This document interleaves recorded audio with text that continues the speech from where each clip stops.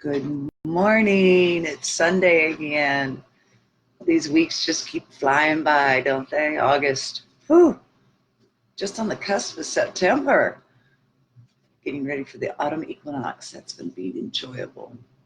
I do love this time of year. It's my favorite time of year.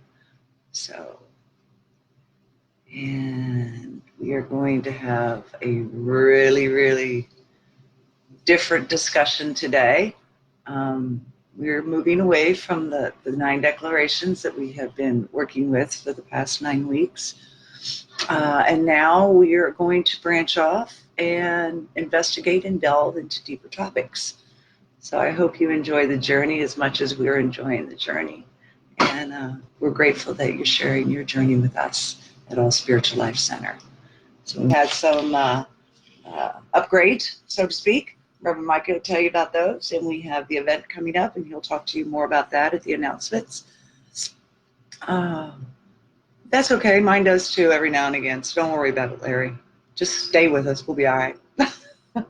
So anyways, this is our live Facebook feed that we do every Sunday at 10:30 at All Spiritual Life Center, where we seek to find the commonality and grow the bond that unites us all.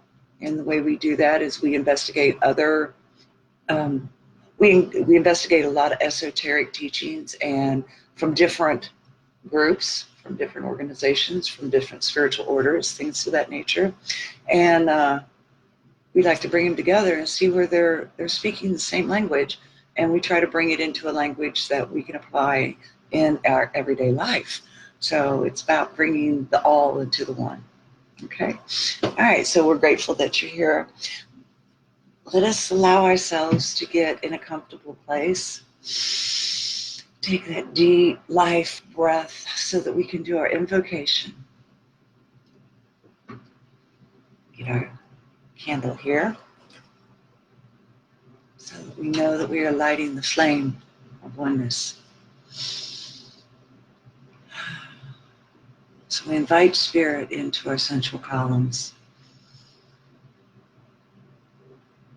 We allow ourselves to ground to Mother Earth, deep within her core, not the crust, but the crystalline center.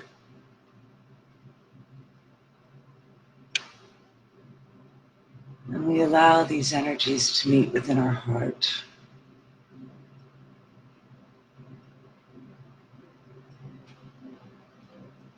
Mother, Father, God, Infinite Spirit, that which is the life of all things.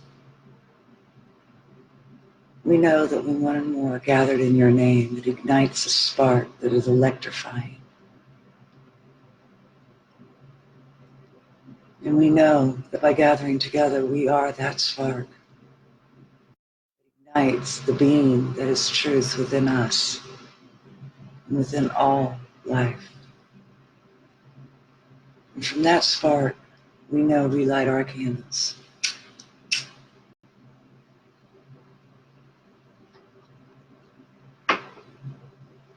And as this divine spark is lit within us, it shines through the illusions and it pushes back the darkness so that we can see truth, unified truth within all life. And we are so grateful that we have this opportunity in this time period to do this. For we know as we light our candles, others may light their flames as well. And then we can become the one light that shines in mankind. And for this we say thank you, thank you, thank you. So mote it be. All right. So, sitting here reading the thingies, okay. So this is probably going to be the last week that we actually read the Declaration of Principles for a while.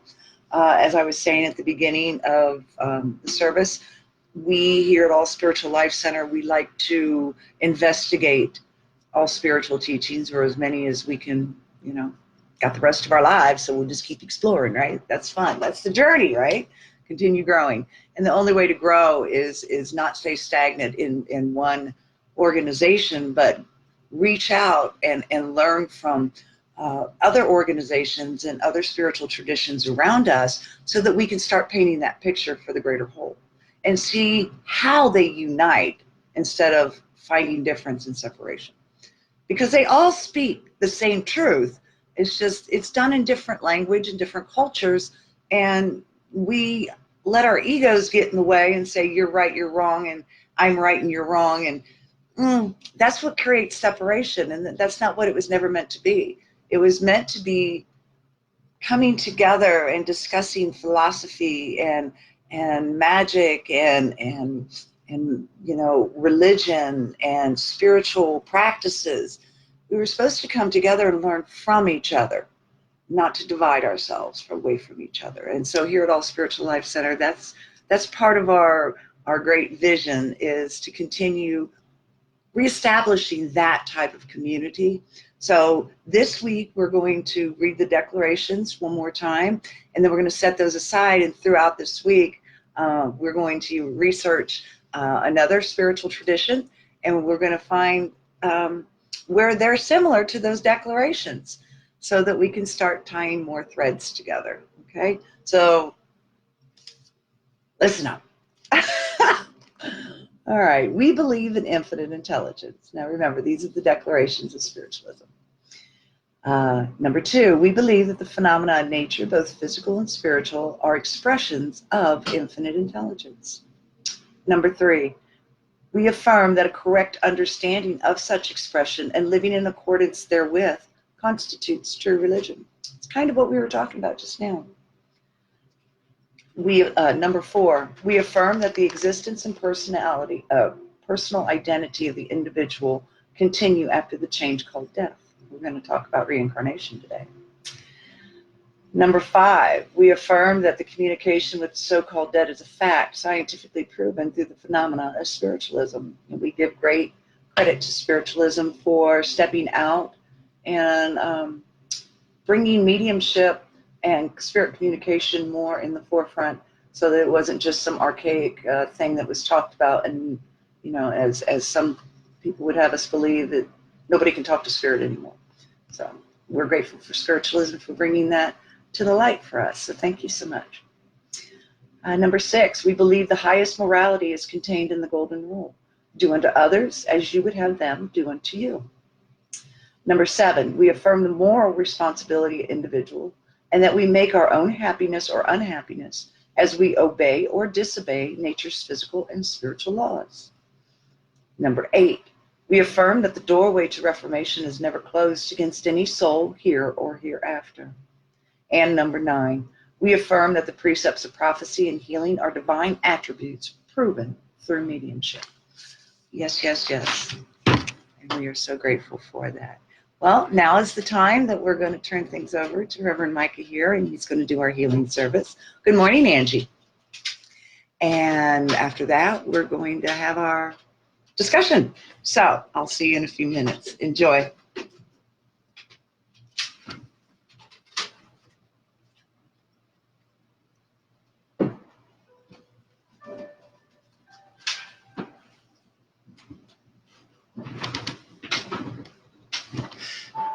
Good morning, everyone. Happy Sunday. It's going to be a very riveting topic that we discuss. Here's just a taste of that, and something that I'd like to do for the healing service. Most of the time when we think about reincarnation, we think about, well, I've lived so many lives, I've passed on, but I've come back to relive some certain experiences. Now from that, we know that spiritual wounds can be carried over from lifetime to lifetime.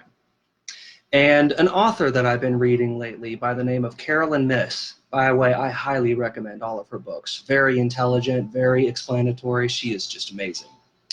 One of her quotes that she talks about is that our biology becomes our biography. And biology is not just limited to the physical body. It's also what is our spiritual biology, what is our mental, emotional, all of that is rolled in together.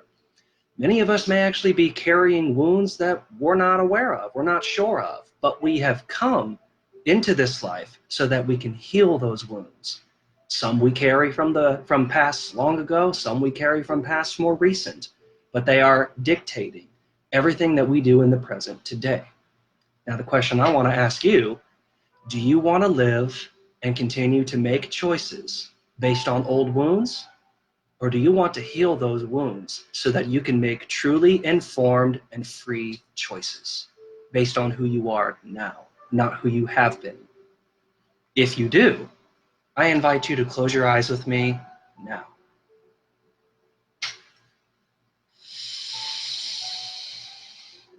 Take yourself a deep cleansing breath and let go.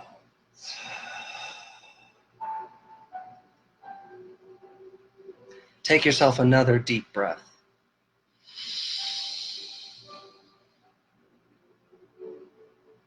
And let go.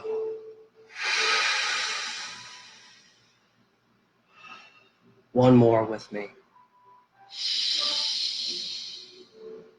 Now hold this one.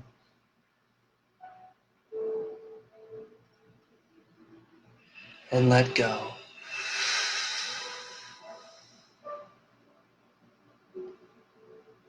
In taking these sacred breaths, you have created space for yourself and for all of your past lives. Envision for yourself a room.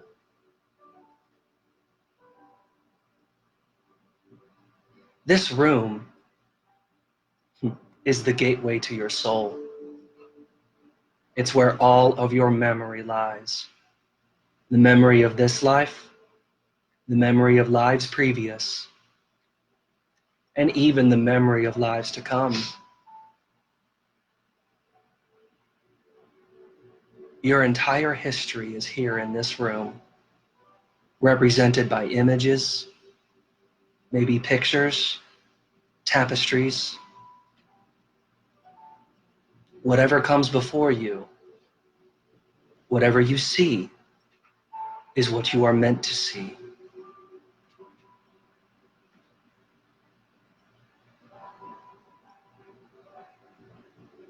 As you gaze at everything in this room, what draws your most profound attention? What do you find yourself drawn to?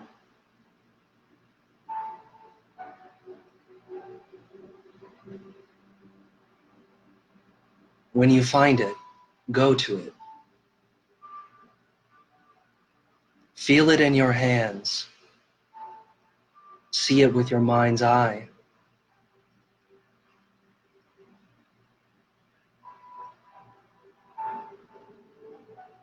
As you do this, take notice of any part of your body that you feel this energy connecting and emanating with.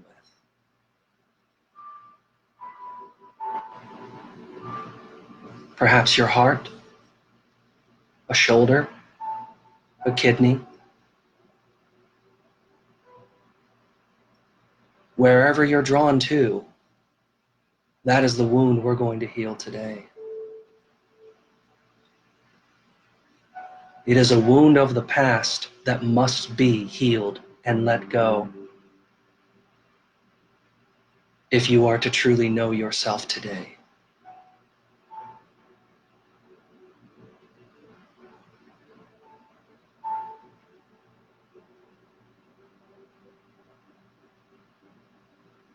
As you find this place on your body, we'll recite the prayer for spiritual healing.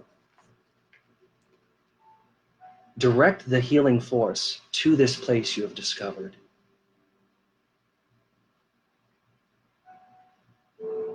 And say this prayer with me. I ask the great unseen healing force to remove all obstructions from my mind and body and to restore me to perfect health. I ask this in all sincerity and honesty, and I will do my part.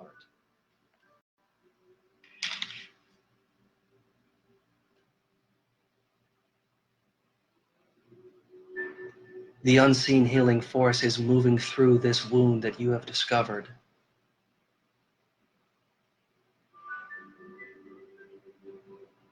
You may say it takes the form of a wound or a gash, a cut, something broken.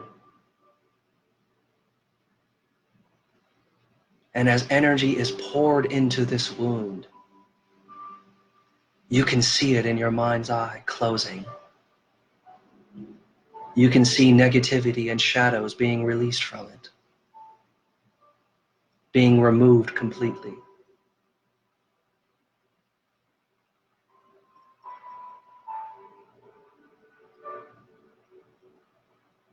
As it closes,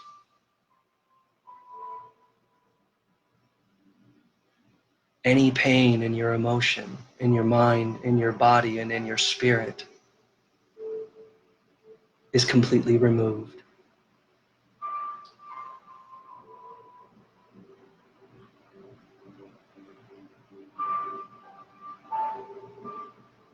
This is a wound of the past that has helped you and coerced you into making decisions of your life today. And as this wound is healed, say to yourself, I no longer allow this wound to dictate my life.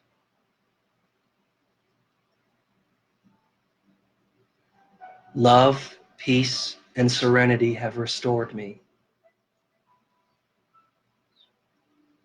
And it is from these most sacred truths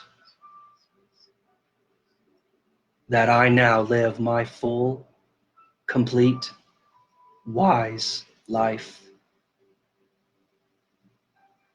And from this healing, do I now know myself that much more.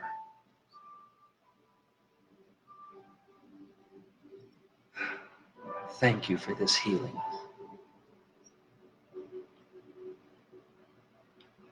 Now, these wounds may also be connected to people we know. For as we also reincarnate, important people in our lives reincarnate with us. We learn lessons together. And this life is not the only life that we have been joined and connected. Perhaps our wounds have influenced them as well. The next part of the healing prayer is for those people that come up in your mind when you think of this wound. Who do you see? Who could also benefit from this healing? Say their name to yourself. Say it out loud. The healing will reach them all the same.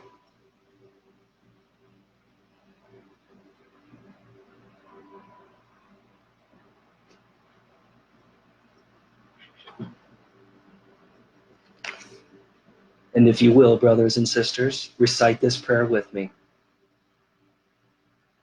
I ask this great unseen healing force to help both present and absent ones who are in need of help, and to restore them to perfect health.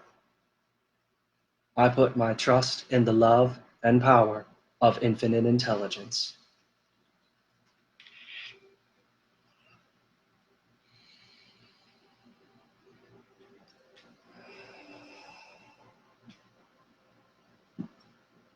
Mother and Father, infinite Spirit, the one that is all and the all that is one,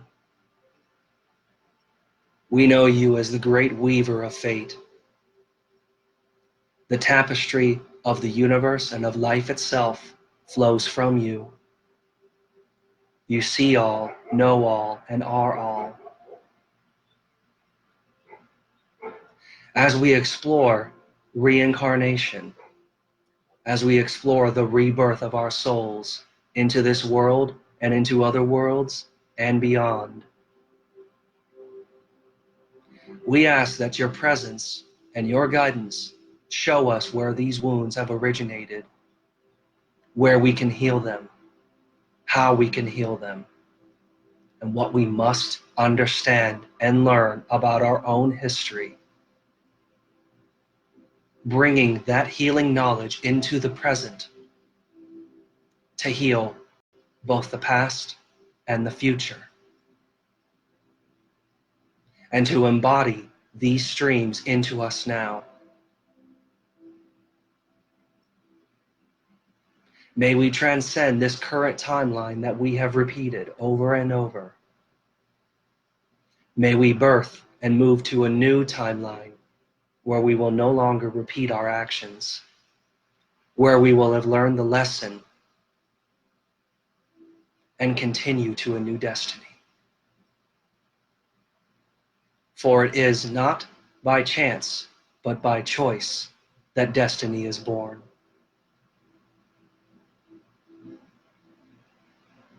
May our choice be free. May our choice be illuminated with full comprehension and knowledge of who we are and who we are becoming.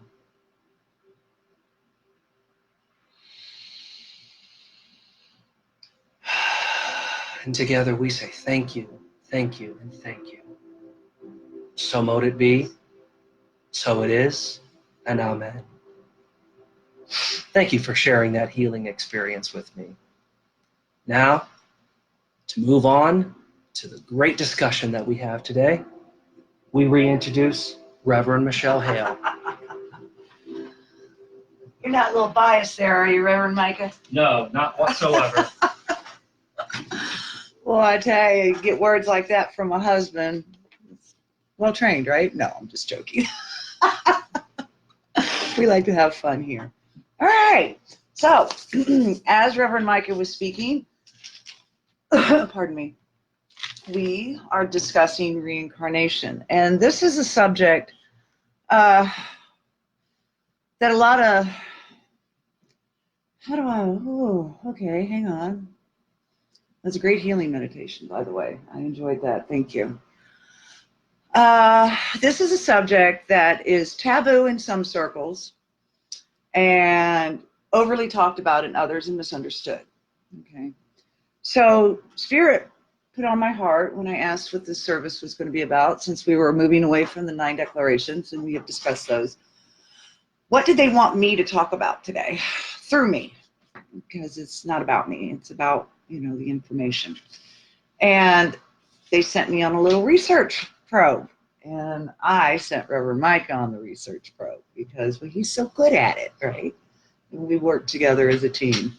So I'm going to go ahead and we are going to read some of these esoteric teachings that we discovered that is right there in so many texts that we already have about reincarnation. So the first one is from the Old Testament and the Torah, Ecclesiastes 1-4. A generation departs and a generation comes. If this would refer to a normal flow of generations, a generation cannot come after the previous generation has gone. Rather, this refers to the same souls returning in consecutive lives. Now that's from Ecclesiastes. Another one is Job 1:21, and this is Old Testament and Torah. It said, "Naked I left my mother's womb, and naked I shall return there. Who comes back to their mother's womb? Enter reincarnation." And then we have another one here from the New Testament. And this is Matthew 11:11-15. Hold on 1 second. "And from the days of John the Baptist until now, the kingdom of heaven suffers violence, and violence take it by force. For all the prophets and all the law prophesied until John. If you are willing to receive it, he is Elijah who is to come. He who has ears, let them hear." And then, and this is one of my favorites right here because it gets really into it. This is from the Nag Hammadi, from the Apocrypha of John. And this one's a little long, so stay with me. Good morning, Tom. Good morning, Annie. Grateful to see you here today. And it says, "And I said, Lord, Well will the souls of these go when they have come out of their flesh. And he smiled and said to me, the soul in which the power will become stronger than the counterfeit spirit. The counterfeit spirit is the ego. Little information there. Is strong and it flees from evil through the intervention of the incorruptible one. It is saved and it is taken up to for the rest of the eons. And then it goes on to say, and I said, Lord, those who, however, who have not known to whom they belong, where will their souls be? And he said to me, in those despicable spirit has gained strength when they went astray. Again, we're talking about the ego. And when the demiurge burdens the soul and draws it to works of evil, and he casts it out into forgetfulness, cast it down into forgetfulness. And after it comes out of the body, it is handed over to the authorities, the archons of the demiurge, who came into being through the archon, and they bind it with chains and cast it into a prison, the body, and consort with it until it is liberated from forgetfulness and acquires knowledge. And if this becomes perfect, it is saved. And this is where immortality, our pursuit of immortality, is stemmed from. And I said, Lord, how can the soul become smaller and return into the nature of its mother or into man?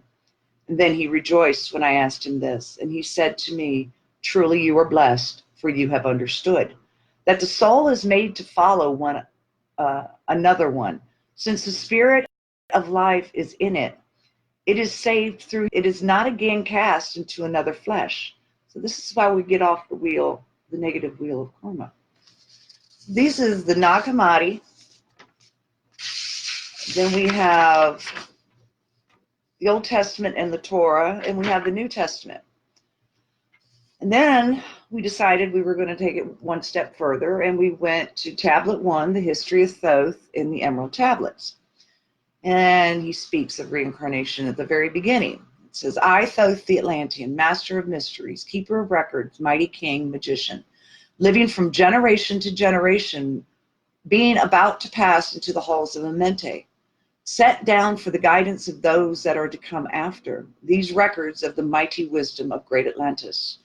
In the great city of Connaught, on the island of Andal, in time far past, I began this incarnation, not as the little men of the present age did. The mighty ones of Atlantis live and die, but rather from aeon to aeon did they renew their life in the halls of Amente, where the river of life flows eternally onward.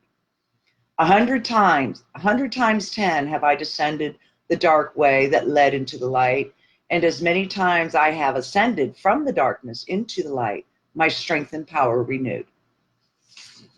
It's pretty right there, right there. And what Spirit has told me when I have asked the questions of reincarnation is, one, this is to be true, and that there is a negative wheel of karma. And the negative wheel of karma, everything has to be a balance, okay? So all swords have one edge of darkness and one edge of light, okay? And the balance is the sword, okay? So there is a negative wheel of karma. And that negative wheel of karma is where, as Reverend Micah was discussing, where we continue to allow our subconscious wounds to be what dictates our lives. And that gets us on that continual wheel of forgetfulness, as they spoke about. The forgetfulness, we come into this world, and it's interesting because when we're children, all things are possible, right? Magic is alive. All things are possible. But as we get older and we start developing that ego self, okay, that identity, that personality self, all right? And if we're demonstrated by the adults in our lives when we are children, how do I want to say this? Lies, falsehood, do as I say, not as I do. when we tell our children, don't tell grandma this because I don't want her to get mad at me, we're teaching our children to lie. Okay? There's an archon. When we sit and we argue and our children watch us or hear us with each other, and we call each other names and we degrade each other, and we're so busy having to be right that we never consider the perspective of the other, then we're teaching our children they have to be right, and no matter what you say or do to somebody, it's okay to prove yourself right. Boom, another archon. Okay. And then if we haven't, as parents, taken the time to go within ourselves and choose to ignite the truth, the flame within us, then we are passing our wounds on to our children. Wounds can be generational, wounds can be societal, governmental, cultural, okay? And these are all things that in this time period that we're in, and that Spirit likes to call the Grand Awakening, these are what we need to heal right now. So when we look at another and we can point our fingers at them and point out all their dysfunctions, point out all of what is blatantly obvious, you've got to remember you have 3 fingers pointing back at you. There's a wound that you're recognizing in that person that you too possess, because we are a collective consciousness. And while some of the wounds that we pick up in this life are from growing up, because as Thoth was talking about, 100 times 10 have I descended the dark way that led into the light. And as many times have I ascended from the darkness into the light, my strength and power are renewed. Each time our soul incarnates on this planet, we're not as forgetful as we were in that past life. We have an opportunity to heal more of not just the personal wounds, but the collective wounds, okay? And when we take the time to do this, know thyself, okay? When you take the time to do this, what you begin to do is you establish more of that divine light that is in each and every one of us. And that light burns away that darkness. Burns away that darkness.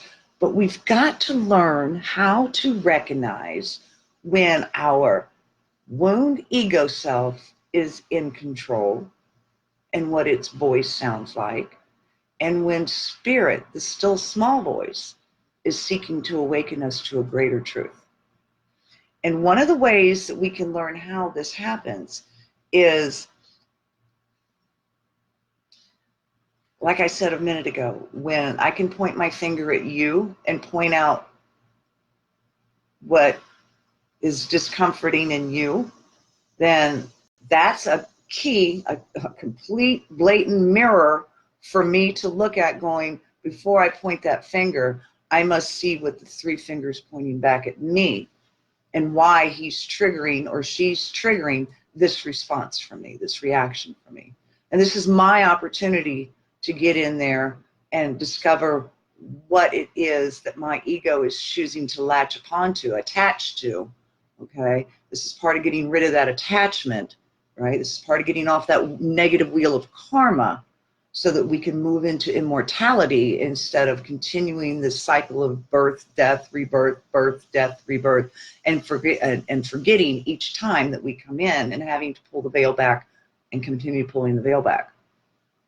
Because there's going to be some of us that have never decided to pull the veil back, and when things do change, and they will, it's inevitable, some people will be blinked out of existence. And I don't mean like poof, like, I mean when they make their transition, they're just going to go to the void. They're just going to be reacclimated into an energy. They're not going to have that memory. That memory will be gone. Okay? So when I got my fingers pointing at you and what you're saying or doing is irritating me, then that means there's something that I can heal right there and then. And each time that I take that moment to get inside of me and discover that dark archon that is triggering me into wanting to get angry or having to be right or whatever, right? Whatever negative reaction that it is triggering inside of me. When I take that time to heal that inside of me instead of focusing on you, then I begin to heal that in the collective consciousness. Because I'm not pushing my wounds of insecurity or inferiority or doubt. I'm not pushing them on you, making it, I have to be right. Because I don't have to be right. I just have to be. And I have to allow myself to grow. And so when we hear about and talk about reincarnation, and there are so many out there that say, oh, I don't believe in that. Well, that's an archon pushing that away from you. That's the ego self clenching into, I have to be right and I don't have I'm not going to open up and allow a new concept to come into me and expand me because I want to stay in power. And this is where so much of our world is. This is where so many of our differences come in to play. This is our separation, right? Is we don't take the time to ask ourselves, why does this stimulate me in the way it does? And look at it objectively. We look at it and we take it personally. And it's not personal. Your beliefs are not personal to me. When you treat your beliefs and use them as a weapon, then it can become personal. But that doesn't mean I retaliate. That means I pray within and I walk away. And I allow you to have the perspective that you have. Because not all of us hold the same perspective. And nobody's perspective is wrong. Nobody's perspective is right. It's where they are in conscious awareness at the moment. And not all people in this lifetime will choose to stop forgetting. Remember, ignorance is bliss. And that's sad because that's what keeps the negative wheel of karma continuing. So Spirit also wanted me to discuss about why we have past life memories. And the reason being is our soul is not the identity, that personality self. That's not our soul, okay? Our soul is that essence within us that we feel right from wrong in, okay? That's our soul essence. That's our spiritual nature, right? And what Spirit wanted me to share with you today about reincarnation is in past life memories. You know, you hear a lot of people say, hey, I was this person in past life. Well, me personally, I'll just say it for me personally. I know I was a temple priestess in ancient Egypt 6,000 years ago. That was just, I've been a witch in a couple lifetimes. I've been burned at the stake. I'm not fond of it. It kind of hurts. There's been, I've written a book in a past lifetime, probably why I enjoy writing today. A lot of the strengths that we have, that we are aware of in this lifetime, come from past life memories, okay? So this is when you have a past life memory, you're somebody who is waking up because you are remembering, okay? But it's not the personality, okay? Each lifetime, we do not have the same personality, okay? We may share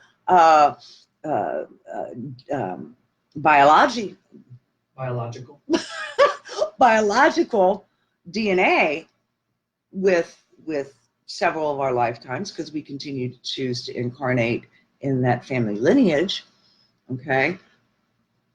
But the personality itself is not the soul essence. When you can open yourself to the possibility, okay, then when you start having these past life memories, you're tapping in to the collective soul, okay? And in the collective soul is where all of these past life memories hold. It's like the Akashic records. Okay. So, and we each one have it. So when we can go into meditation and we can ask for information about our past lives, the memory and the information that we're being downloaded with is from the soul group on which we are part of. Okay, and that soul group holds millions of souls within it. Okay, so the essence of who you are is in that soul group. And the strengths and the lessons that you have to come share are the memories that we bring forward in this lifetime. Okay? So a lot of our strengths in this lifetime are healed wounds that the soul energy has experienced.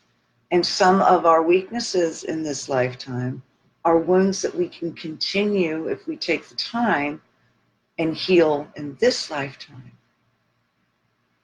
And so the soul itself, it's like the analogy of the sun. We can see the sun as the collective, as the soul, the one soul. And we can see all the rays filtering out off the sun as these different timelines, as these different lifetimes, right?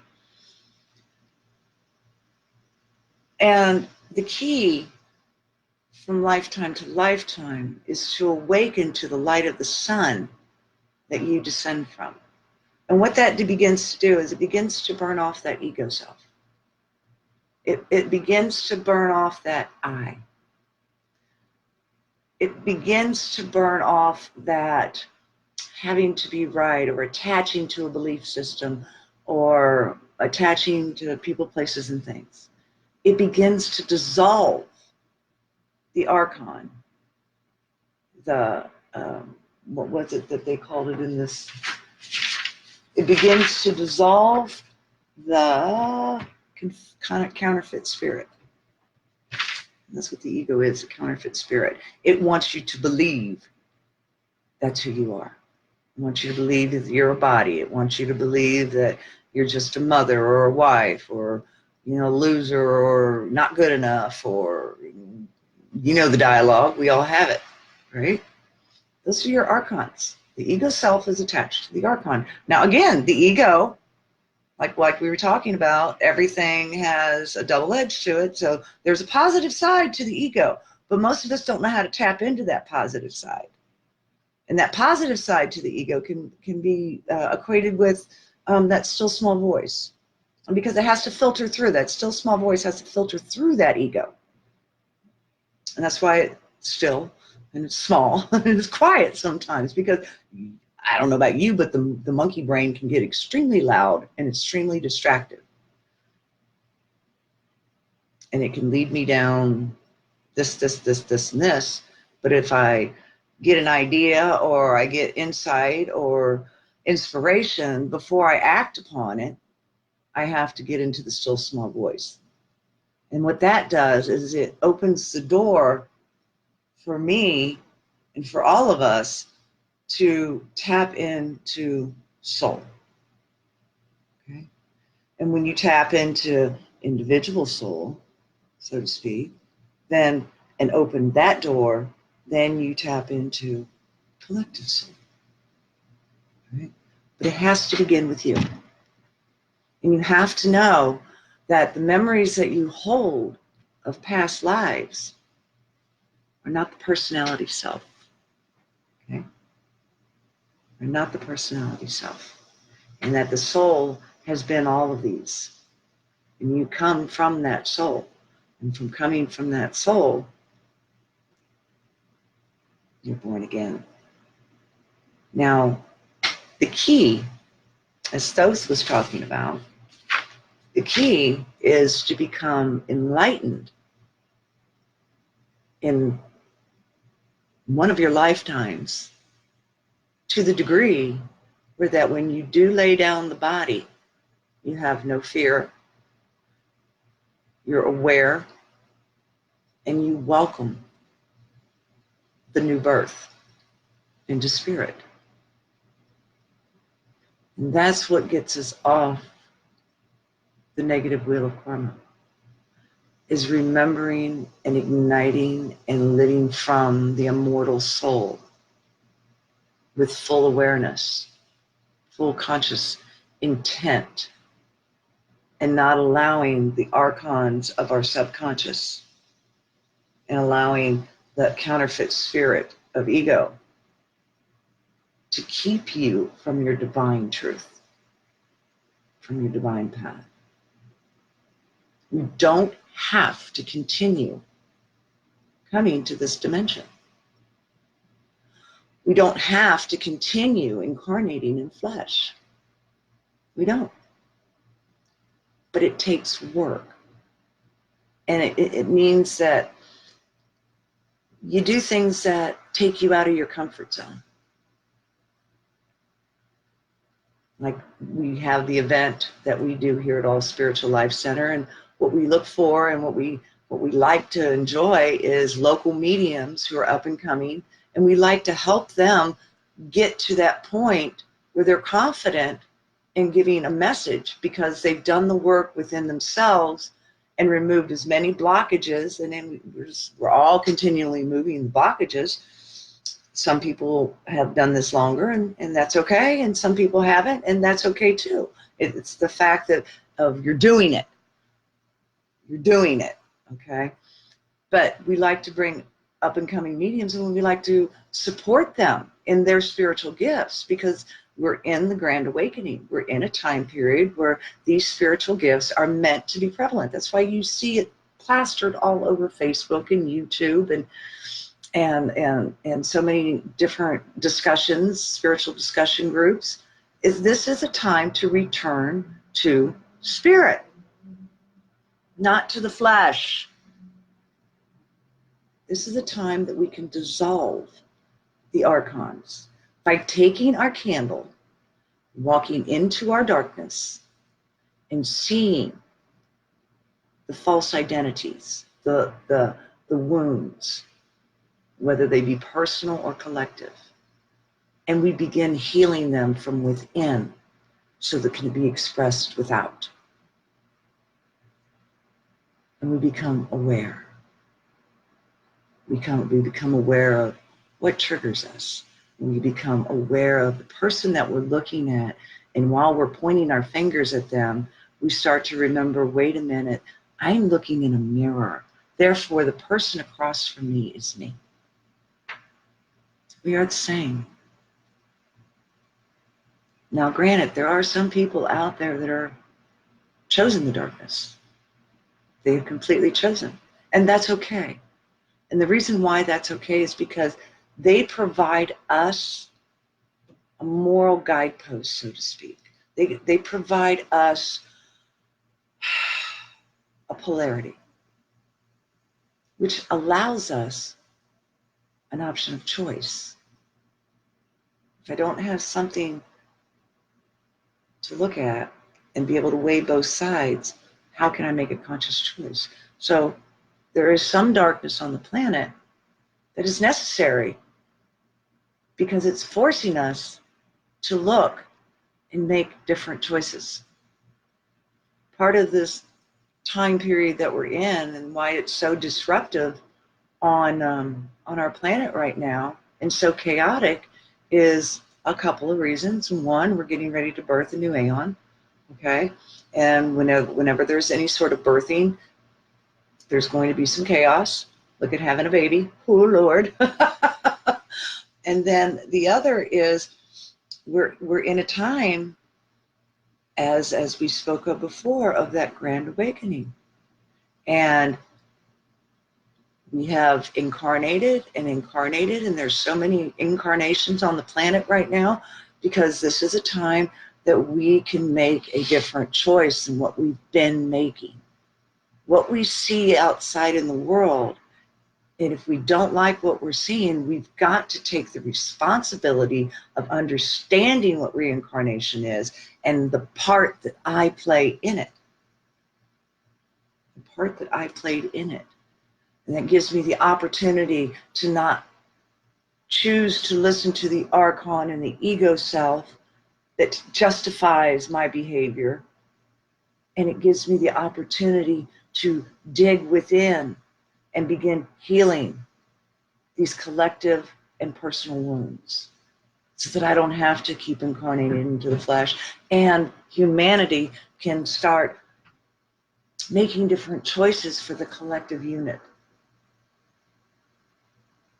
We have a personal responsibility to our planet, to ourselves, to our soul, and to the collective. This isn't about me anymore. This is not the I anymore. It's about the we.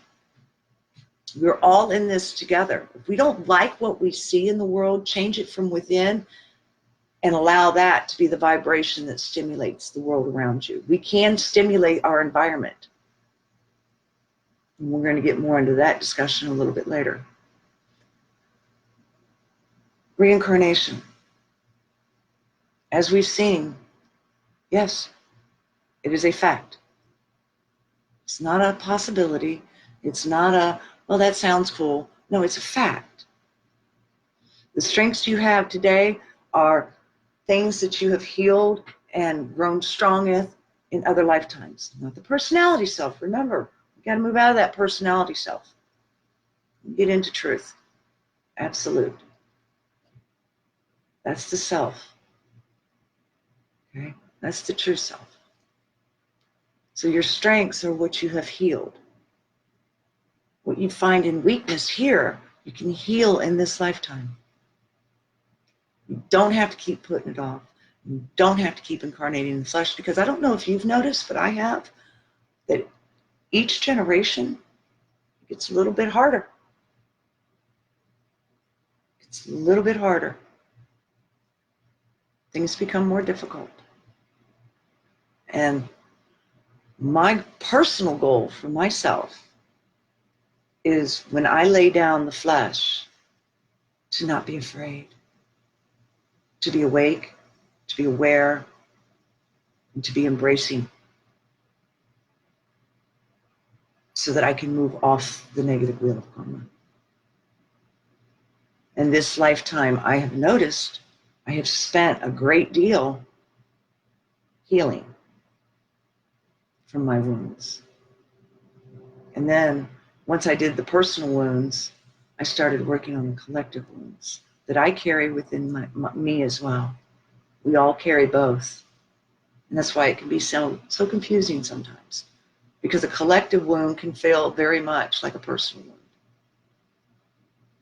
So let's start really understanding reincarnation. Recognize that it's not the personality self that reincarnates. That gets stripped off the soul. Okay? Let's get into that soul understanding, the soul memories, and start healing soulfully, personally, and as a group. I hope I have offered some clarity here on reincarnation. I found it very interesting that all of these talked about the flesh, and they're right there for us to find. We're in the information age. It's not a time to get distracted, although there are a lot of distractions nowadays. I wonder why that is. Because it is the information age. And there is a choice at hand. And that choice is choosing knowledge. Choose knowledge. Choose your destiny. Do you want to continue incarnating in the flesh? Or do you want to move beyond the flesh in full awareness to immortality? Okay. Bright blessings to you. I look forward to speaking with some of you this week, seeing a couple of you tonight. And if there's any questions, or you want to ask or talk, or you want to learn more about what we do at All Spiritual Life Center, please do not hesitate to call us or message us. Visit our website. There's all kinds of ways to get a hold of us, okay? So I'm going to turn things over to Reverend Micah right now, and he's going to bring us our announcements. So I will speak with you again soon.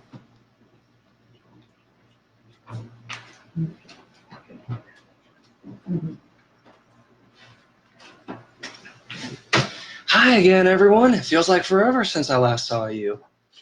So, announcements will be a little short today because we got two major things to announce. Number one, September 20th, we will be having our next all spiritualist message night.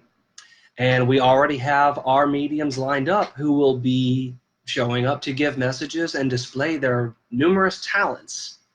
And I want to make one official declaration that a new medium has joined our ranks, and it is our very own friend and member of All Spiritual Life Center, Larry Haney. I want to give you a round of applause, Larry. Thank you for taking this leap with us. So after this video is uploaded, look for that invitation, that scheduled event, because it is coming as soon as it's, as soon as this video is done. The next announcement that we have is that for those of us who haven't been able to join us on Facebook, maybe they don't want to have a profile, maybe they don't catch it on as often, we have officially created our own YouTube channel where we are uploading the edited videos of the live feed. The only thing that has been edited out is the time in between the initial good morning and the getting starting of the service itself. We like to give our Facebook crowd those extra 5 minutes to, get themselves ready, maybe grab their coffee, whatever they may need before they come to their computer or their phone to watch our service. For this, we streamlined a little bit to get rid of those extra 5 minutes and just give you the initial good morning and then getting right into the service itself. If you'd like to experience it that way, we will have the link to our YouTube channel uploaded after this video as well. So be on the lookout for those. And that does it for the announcements for today, but more will come, rest assured. The date of our event, too. September 20th. Yeah. I'm sorry, I apologize. Reverend Michelle, I said September 20th. So, yes, for 4 or 5 times, September 20th. Look for it, save the date. So, now we come to the benediction. That was a lovely, lovely service. I loved hearing every bit of what Reverend Michelle had to say about reincarnation. I think she brought up a good point that a lot of times when we first take a look at reincarnation, we get lost in the idea that this person called Micah, will be here again over and over, and I'll remember this life as I keep going on. Well, I think I want to be a sailor in my next life, or maybe I'll be a pilot or a scholar or a scientist. And really, the truth of it is, Micah, as you see him here today, he is just an imprint. He is just a mask that is being worn by the true self within. He will be here. He will not relive these other lives. His experiences and his memory will continue to live on in the true soul, and that soul and spirit is what lives on, is what reincarnates, because that soul and spirit is the true self, the true I that I speak with. That's the lesson trying to be learned over and over again. That's the one that is learning. Micah is just here to help him learn through a certain filter of lessons that he came here to learn. So carry that with you through this week and ask, who is being reincarnated in these lives? Micah, my name is just this current version, but that will not be what lives on afterwards. But what will live on after that? That is the true self that you are here to find. So let's close our eyes as we bid each other benedictions, love, and farewell. Infinite Spirit, the one that is all and all that is one, thank you for the gathering here today, that we may remember who we truly are, that we are not these bodies, we are not the identities that were given to us at the birth of this life. The truth of us is far older, far more prevalent, and far more expensive than anything that could be just contained in these physical bodies. And I am comforted to know that that is the truth of I, the truth of spirit that will continue to live on after this body is laid to rest. That I am truly immortal, not my personality, but my soul and my spirit. That is my immortal essence. And that is what will continue with all of the experiences that are gained in this form, just as the many forms of experience and knowledge and wisdom that were gained before it will continue on. And in that, we are truly immortal, eternal, and everlasting. We thank you for this truth.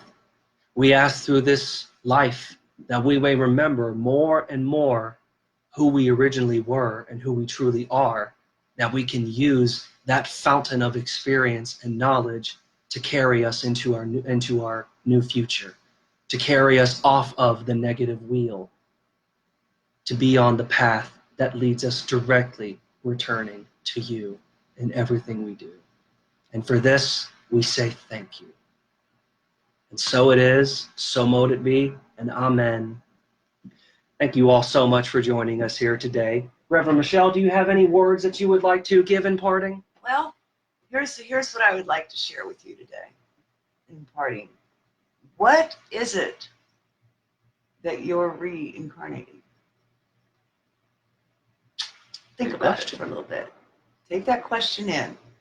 What is it that you're reincarnating? And what do you want to fall away? Okay? Bright blessings. Much love. See you next week. See you, everybody. Bye-bye.